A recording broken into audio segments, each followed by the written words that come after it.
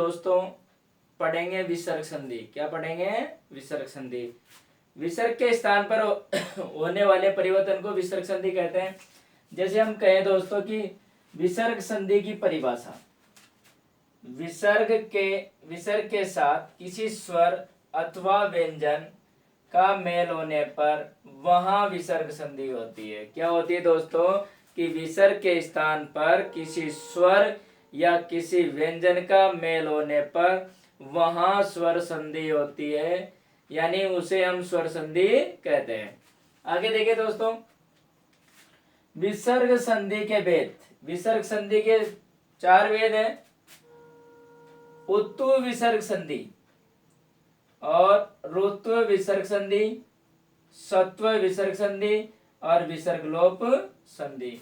यहां देखिए दोस्तों, उत्तु विसर्ग संधि कि विसर्ग के स्थान पे क्या होता है? यहाँ पे ओ होता है और गुण संधि के अनुसार जो पूर्व वाले वर्ण के अनुसार मिलकर के क्या हो जाता है? ओ हो जाता है। तो यहाँ बनता है आपका उत्तु विसर्ग संधि होती है दोस्तों। यहाँ पे यहाँ ऋतु यानी विसर्ग के स्थान पर ऋतु होता है। ऋतु में से उ की संज्ञा होकर के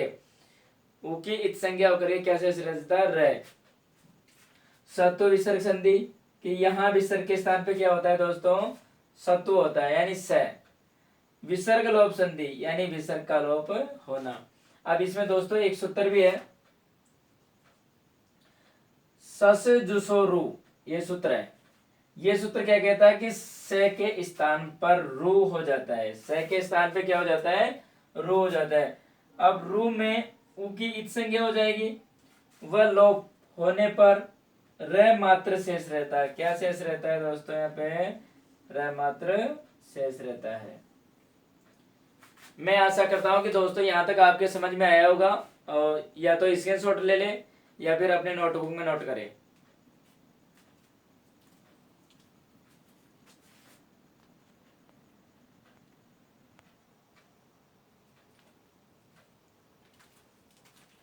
दोस्तों आपने नोट किया होगा। अब हम चलते हैं कि आपका सूत्र है कि खरवसानियोर विसर्जनीय सूत्र में ये सूत्र क्या कहता है कि स के स्थान पर हुए ऋतु के र के स्थान पर विसर्ग हो जाता है, यानी कर प्रत्यार परे रहते हैं। जैसे पहला दूसरा स परे रहते, वहां क्या हो जाएगा दोस्तों कि ऋतु यानी र के स्थान पे क्या हो जाएगा? विसर्ग हो जाएगा। एक सूत्र होगा दोस्तों विसर्जनीय से। ये सूत्र क्या कहता है कि विसर्ग के स्थान पर स हो जाता है। क्या हो जाता है दोस्तों? स हो जाता है। ये भी कब होगा कि खर प्रत्यार परे, विसर्ग का पहला दूसरा, खर प्रत्यार का पहला दूसरा स के परे रहने पर यहाँ क्या हो जाएगा? विसर्ग के स्थान पे क्या हो जाएगा दोस्तों? स हो जाएगा। नोट करें दोस्तों, इसकी शॉट ले ले।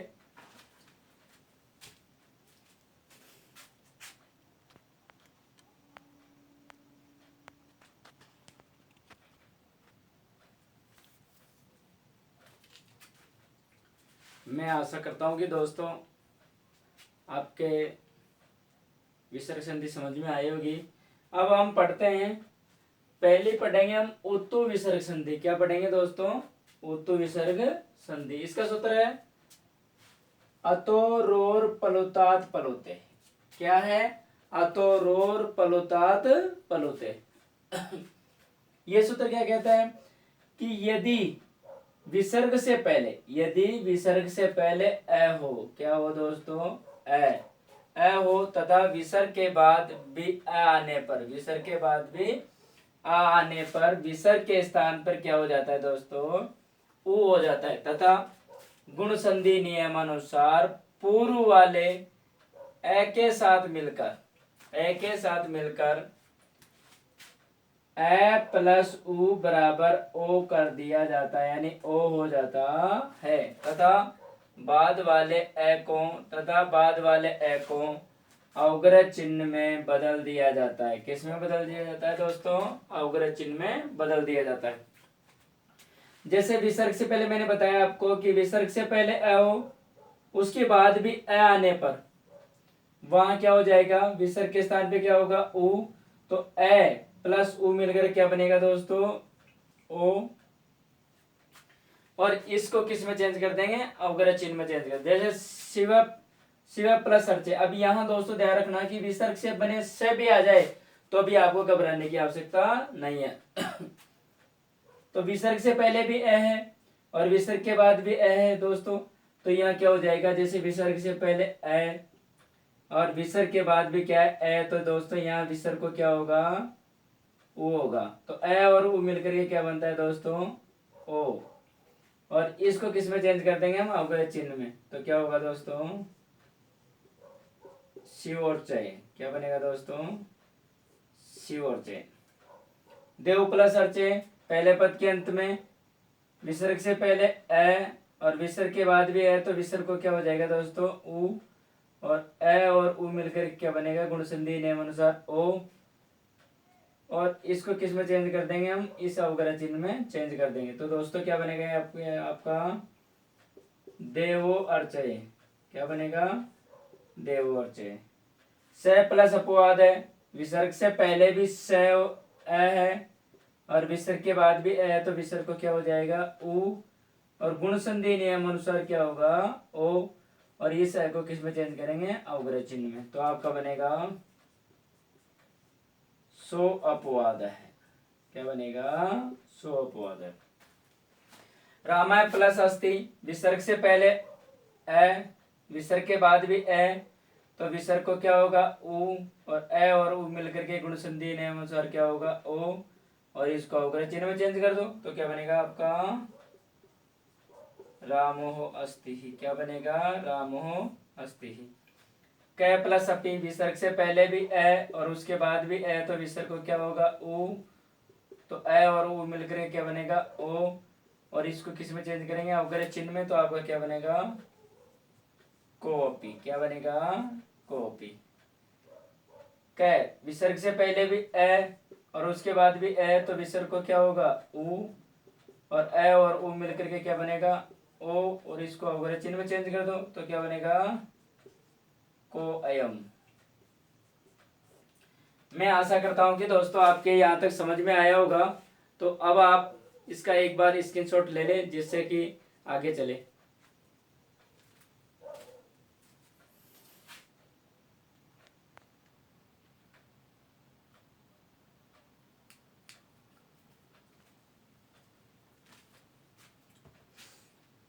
आपने नोट किएगा दोस्तों।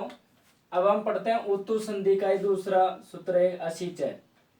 ये सूत्र ये कहता है दोस्तों कि विसर्ग से, यदि विसर्ग से पहले ए हो तथा विसर्ग के बाद किसी भी वर्ग का तीसरा, चौथा, पांचवा वर्ण या ये व र ल में से कोई वर्ण हो तो वहां विसर्ग को क्या हो जाएगा, उ हो जाता है, जो अपने पूर्व वर्ण के साथ मिलकर के क्या बन जाता है, ओ बन जाता है। जैसे विसर्ग से पहले ए हो, उसके बाद में किसी वर्ग का तीसरा, चौथा, पांचवा वर्ण ये व र ल में से कोई वर्ण हो तो वहां विसर्ग को ओ होगा और पूर्व वाले वर्ण यानी ए के साथ मिलकर के ओ हो जाता है।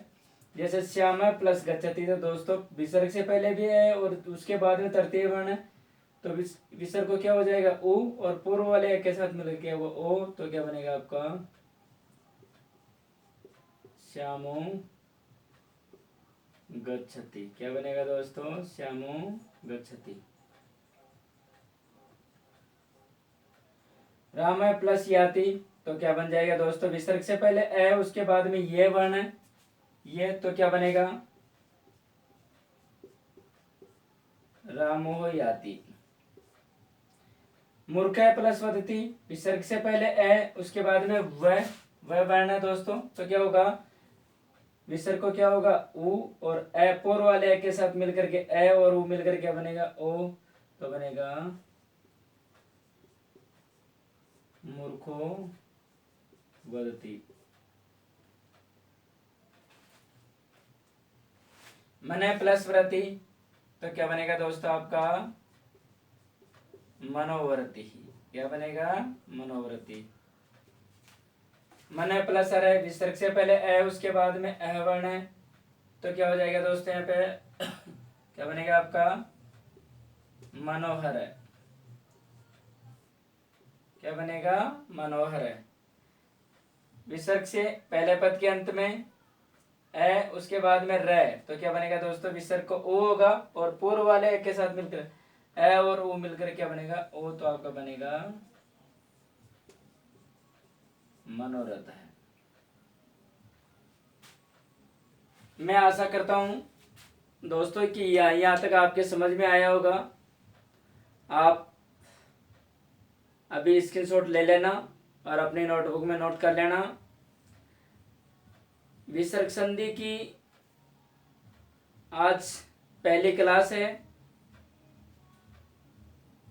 जयतु भारतम जयतु संस्कृतम दोस्तों।